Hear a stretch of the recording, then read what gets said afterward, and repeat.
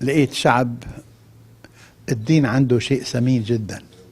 لە کوردستان بە گەل و نەتەوەیەک ئاشنا بووم کە دینداری بەلایەوە بایەخی تایبەتی هەیە. لە وڵاتی ئێوەدا جوانی سروشت و جوانی ئاینداری هەیە. ئەمڕۆ ڕاگەیاندنی ئیسلامی ڕۆڵێکی گەورە و جەمسەریە بینێت. بەو پێی ڕاگەیاندنی ئیسلامی ئامانجدار و پەیامدارە و لە هەر جۆرە چاواشەکاری و تەشهیرێک بە دوورە.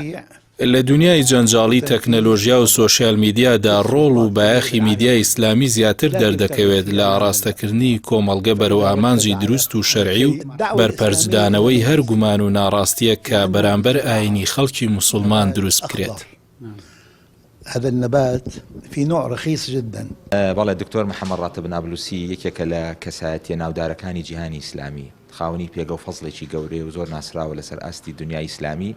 چەند ڕۆژێکە لە هەرێمی کوردستانە، ئێمەش پێمان خۆش بوو ئەمڕۆ گەورەی نوێن کە سەردانی کردین لە تۆڕی میدیایی کۆمەڵ و لە خزمەت یابووین بۆ ماوەیەک سەرڕای ئەوەی کە هەندێک ئامۆژگاری و پێشنیار و تەوسیاتی هەبوو، ئەوەی کە گرنگ بوو بەلای منەوە سەبارەت بە ئیعلامی ئیسلامی قسەیەکی زۆر وەجیهی ئاراستە کرد کە ئەویش بریتی بوو لەوەی کە ئەمڕۆ هەموو شت ئیعلامە، شتەکانی تر هەمووی وەستاون.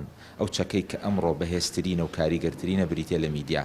میدیایە دەتوانێت ڕەوڕەوەی کۆمەڵگە دیاریکە، میدیایە دەتوانێت ئاراستەی کۆمەڵگە بکە و میدیایە دەتوانێت شتەکان بەرەو باش بەرێ یاخود بە پێچاوانەکەەوە بەرێ. وە زۆر تەوسیەی کرد لەسەر ئەوەی کە میدیا گرنگی پێ بدرێ و زیاتر هەوڵ بدرێ کە میدیا موجه بێت، ئاراستەکراو بێ و بتوانێت ڕۆڵێکی ئەو ڕۆڵە گرنگێکی ئێستا هەیەی لە دنیادا وەکو خۆی بیگێڕێ.